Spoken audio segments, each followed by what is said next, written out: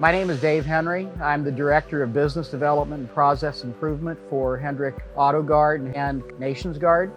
So the lean inspection process has its DNA in lean manufacturing.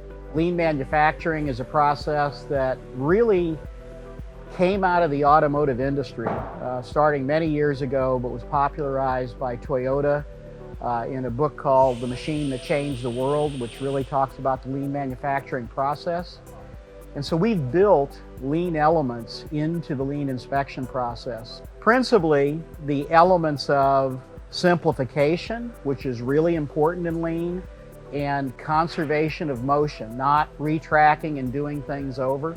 In order for an inspection process to be successful and to really represent the brand image of a company, it's got to be repeatable by technicians. It's really important that every dealership and every tech within a dealership inspect the cars the same way so that they can be reconditioned to the same standard. And the lean inspection process allows that kind of repeatability by being simple.